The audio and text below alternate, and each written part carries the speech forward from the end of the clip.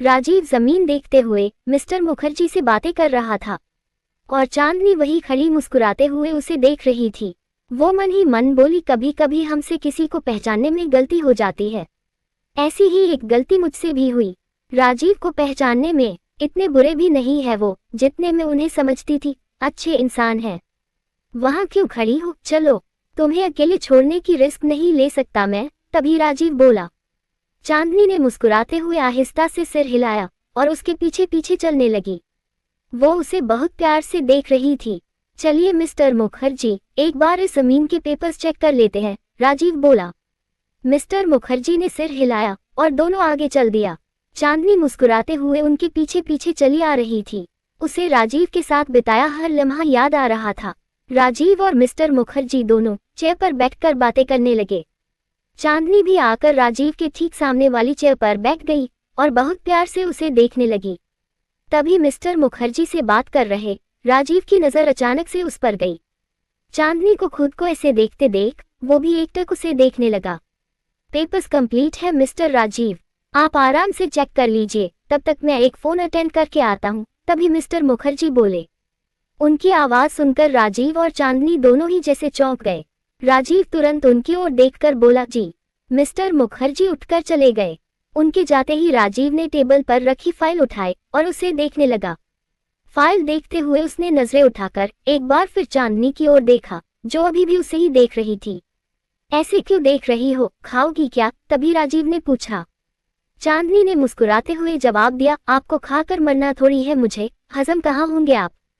उसका जवाब सुनकर राजीव ने फिर से उसे घूरा तो चांदनी फट से बोली, भूख लगी है मुझे। उसके इतना कहते ही राजीव को याद आया कि चांदनी ने सुबह से कुछ नहीं खाया और ढाबे पर हुए हादसे के बाद उसने भी कहीं गाड़ी नहीं रोकी थी। उसने तुरंत फाइल नीचे रखी और उठकर चांदनी का हाथ पकड़कर बोला, चलो। कहाँ? चांदनी ने पूछा। राजीव ने फिर से घूरा और बोला, लंच करने। और कहाँ? चांदनी ने सुकून की सांस ली तो राजीव ने फाइल उठाई और उसका हाथ थामे तेजी से आगे बढ़ने लगा। चांदनी के चेहरे पर बड़ी सी मुस्कुराहट आ गई। दूसरी ओर मंदिर में शिव पुराण चल रही थी और आज अनु के साथ वहां धीरज भी आए थे। वो सब कृषि की फैमिली के साथ ही बैठे हुए थे। अनु की नजरें सिर्फ अनाया पर थी, जो वहां आए लोगों की सेवा में लगी हुई थी। तभी उसने देखा कि अनाया किसी को देखकर उसकी ओर भागी चली जा रही थी। डैड, मुझे बहुत अच्छा लगा कि आप मेरी रिक्वेस्ट पर यहाँ आए। अब देखिएगा, महाकाल बाबा आपकी सारी मुश्किलें हल कर देंगे और सब कुछ पहले की तरह ठीक हो जाएगा, अनाया विशाल के सीने से लगकर बोली। विशाल ने उसके सिर पर हाथ फेरा। मेरी बच्ची और मेरे भांजे की खुशी के लिए मैं कुछ भी कर सकता हूँ बेटा।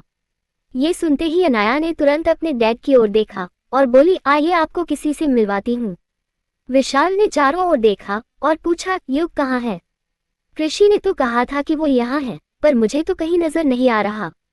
अनाया सोच में पड़ गई, पर फिर बात संभालते हुए बोली, यही है डैड। इतनी भीड़ में आपको कैसे नजर आएगा, आप मेरे साथ चलिए। मैंने नानू को बताया था कि आप आ रहे हैं, आपका इंतजार कर रहे हैं, वो बहुत खुश होंगे आपको देखकर, चलिए। वो कुछ नहीं बोल सका और अनाया के साथ आगे बढ़ने लगा।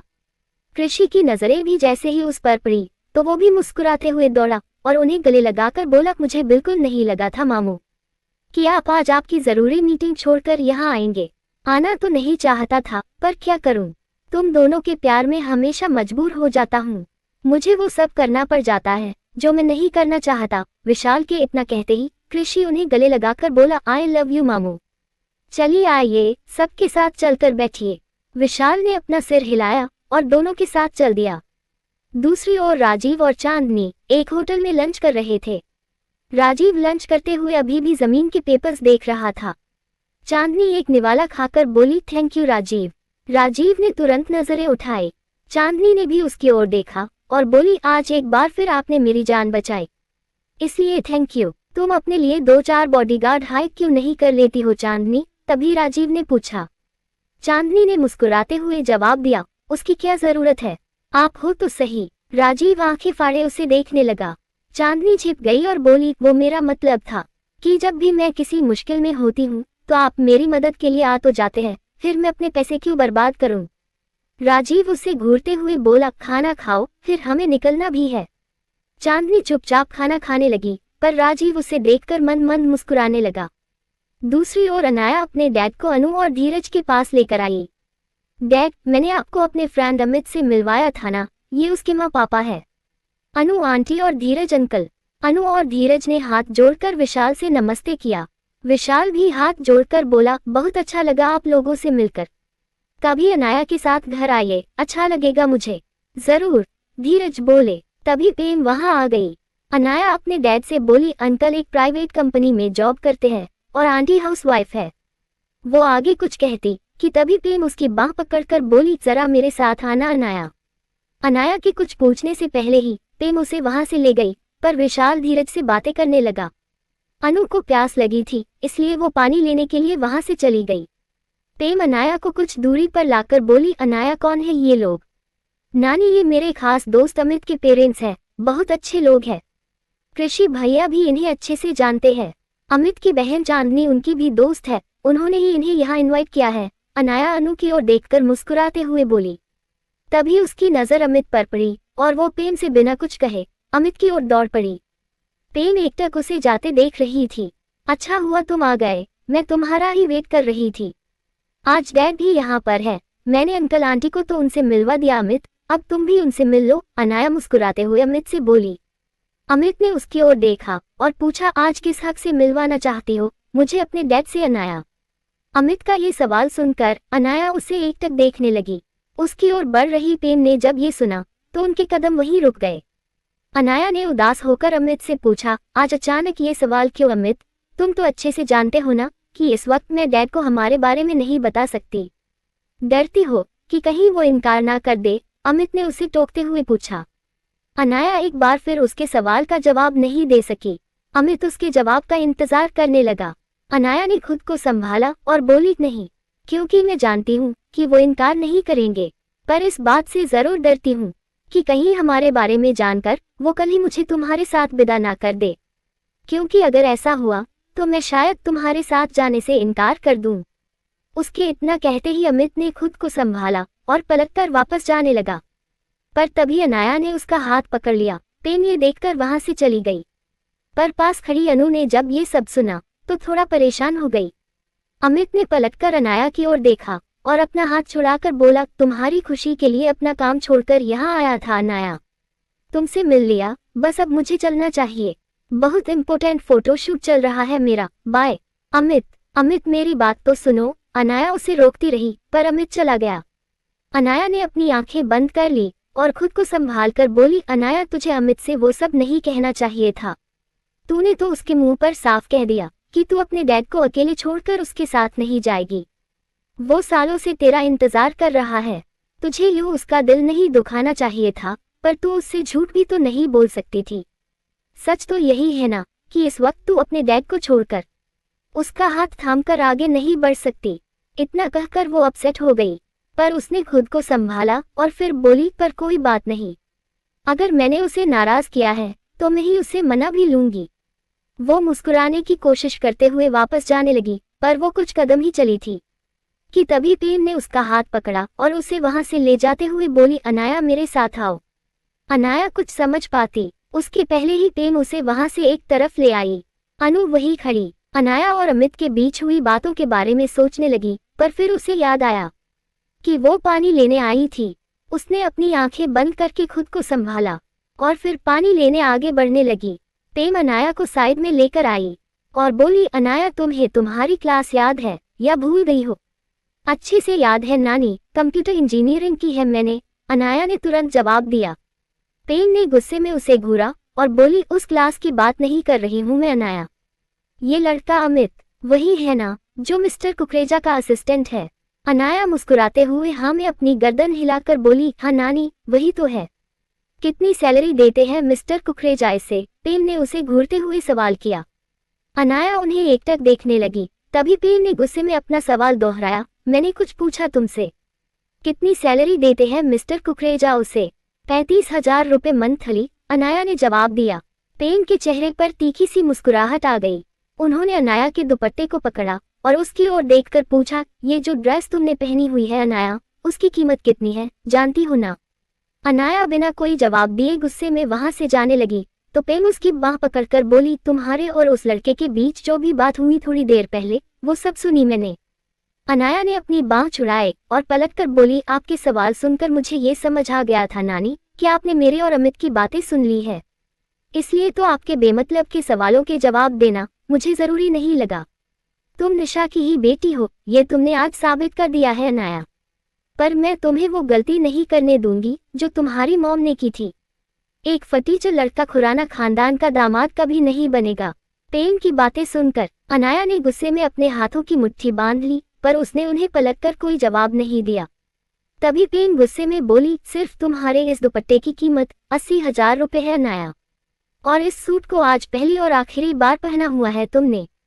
आज के बाद तुम्हारे उतारी इस ड्रेस को तुम्हारे घर के नौकर भी नहीं पहनेंगे। और अगर तुम भूल गई हो तो मैं तुम्हें एक बात और याद दिला दूं बेटा, कि तुम खुद लाखों रुपए कमाती हो और किसी पहचान की मोहताज नहीं हो। इसलिए उस लड़के को अपनी जिंदगी का हिस्सा बनाने का ख्याल अपने दिल और दिमाग से निकाल दो, क्योंकि वो लड़का तुम्हारे स्टेटस का नहीं है। और एक बात, मेरे जीते जी तुम्हारी शादी उससे कभी नहीं होगी, समझी तुम। इतना कहकर प्रेम गुस्से में वहां से चली गई। अनाया परेशान होकर वहीं रखी चेयर पर बैठ गई। तभी युग उसकी बगल में आकर बैठा और बोला, नानी ठीक कह रही है अनाया, न अमित तुम्हारे लायक है और न ही उसका भिखारी परिवार। शट अप युग, अनाया उसे घूरते हुए बोली। तो युग ने पीछे से हाथ बढ़ाकर उसके कंधे पर रखा और बोला, मेरी बहन एक राजकुमारी है और राजकुमारियों की शादी बंद आंखों से देखे गए सपनों के शहजादे से नहीं बल्कि असल राजकुमार से होती है। और तुम्हारी शादी भी इस शहर के ही नहीं बल्कि इस देश के सबसे रईस घराने में होगी, जहां मेरी बहन की जरूरतों का पूरा ख्याल रखा जाएगा, जहां उसकी हर ख्वाहिश उसकी जुबां पर आने से पहले पूरी कर दी जाएगी। इसलिए भूल जाओ अमित को और किनारा कर लो उससे। पानी की बोतल हाथ में लिए ये सब सुन रही अनु परेशान होकर वहां से चली गई। अनाया ने गुस्से में युग को घूरा और बोली, मुझे तुम्हारी सलाह की कोई जरूरत नहीं है युग। मुझे अपनी लाइफ में क्या चाहिए इसका फैसला मैं खुद करूंगी, क्योंकि मुझे पता है कि मेरे फैसलों में मेरा भाई मेरा साथ दे या ना दे, पर मेरे डैड जरूर देंगे और मेरे लिए बस यही बहुत है, समझे तुम। अनाया इतना कहकर वहां से चली गई। उसके जाते ही युग ने अपनी दोनों बाहें फैलाकर कुर्सी पर रखी और बोला, अगर ये बात है अनाया, तो डैड भी तुम्हारे इस फैसले में तुम्हारा साथ नहीं देंगे, क्योंकि अमित को उनकी नजरों से गिराने का इंतजाम मैं आज ही कर दूंगा। दूसरी ओर राजीव गाड़ी ड्राइव करते हुए संजना से फोन पर बात कर रहा था और चांदनी उसकी बगल में बैठी मुस्कुरा रही थी। मुझे लगता है संजना कि हमें कल ही ये डील लॉक कर देनी चाहिए। राजवीर साहब ने शायद बहुत सोच समझकर ही इस जमीन को होटल के लिए चुना था। होटल के लिए बेस्ट जगह है, जितनी जल्दी उस जमीन पर होटल बनकर खड़ा हो जाए उतना हमारे लिए अच्छा होगा। राजीव की बातें सुनकर संजना भी बोली, ठीक है राजीव, मैं पेपर्स रेडी करवा लेती हूँ और मिस्टर मुखर्जी को कल ही मुंबई आने के लिए कह देती हूँ। गुड, अब मैं फोन रखता हूँ, ड्राइव कर रहा हूँ, बाकी बातें कल तुमसे मिलकर करता हूँ, बाय। राजीव ने इतना कहा ही था कि तभी तेज बारिश शुरू हो गई। उसने संजना के बाय कहने से पहले ही कॉल कट कर दिया और गाड़ी की स्पीड बढ़ाकर बोला, मौसम के मिजाज से तो ये साफ पता चल रहा है कि ये बारिश जल्दी बंद नहीं होने वाली है। बेहतर होगा हम जल्द से जल्द मुंबई पहुंच जाए। चांदनी कुछ नहीं बोली, वो बस मुस्कुराते हुए राजीव को देख रही थी, पर तभी अचानक राजीव ने गाड़ी पर ब्रेक लगा दिया। वो बड़े गौर से सामने देखने लगा, क्योंकि उसके सामने बहुत सी गाड़ियां रुकी हुई थी और आगे बहुत सी पुलिस भी लगी हुई थी। चांदनी गाड़ी से बाहर मत आना, मैं अभी आता हूँ, राजीव गाड़ी से बाहर आते हुए बोला। बाहर आते ही वो रुक गया और पलटकर चांदनी से बोला, गाड़ी से बाहर मत आना चांदनी, बिल्कुल भी नहीं। चांदनी ने आहिस्ता से हाँ में अपना सिर हिला दिया तो राजीव वहां से आगे बढ़ने लगा। आगे एक ऑयल का टैंकर पलट गया था, जिसकी वजह से चारों ओर ऑयल फैला हुआ था। वो संभल कर आगे बढ़ा और उसने एक पुलिस वाले से पूछा, ये रास्ता कब तक क्लियर होगा? कुछ कहा नहीं जा सकता, शायद कल सुबह ही रास्ता खुल सकेगा, क्योंकि अंधेरा होने वाला है और बारिश भी बहुत तेज हो रही है। ऐसे में ऑयल साफ करने में बहुत मुश्किल आएगी। बारिश के पानी से तेल आगे तक फैल चुका है, इसलिए गाड़ियों की आवाजाही पूरी तरह रोक दी गई है, पुलिस वाले ने जवाब दिया। उसकी बातें सुनकर राजीव परेशान हो गया और फिर से आकर गाड़ी में बैठा। उसे परेशान देखकर चांदनी ने पूछा, क्या हुआ? आगे रास्ता बंद है और कल सुबह के पहले रास्ता खुलेगा भी नहीं। क्या कोई और रास्ता है मुंबई जाने का? तुम्हें तो पता होगा ना, पहले भी आ चुकी हो। रास्ता तो है राजीव, पर इतनी तेज बारिश में उस रास्ते से जाना मतलब एक नई मुसीबत में फंसना। इसलिए बेहतर होगा कि हम वापस चलकर आज रात किसी होटल में स्टे करें। चांदनी की बातें सुनकर राजीव सोच में पड़ गया, पर फिर वो गाड़ी स्टार्ट करके बोला, शायद और कोई ऑप्शन नहीं है हमारे पास। लेखिका कविता वर्मा। अगर आपको मेरी लिखी कहानियां पसंद आ रही है और आप इस कहानी को आगे भी पढ़ना और सुनना चाहते हैं तो मेरे चैनल को लाइक करें, शेयर करें और आज ही सब्सक्राइब भी करें। Thank you for watching this video.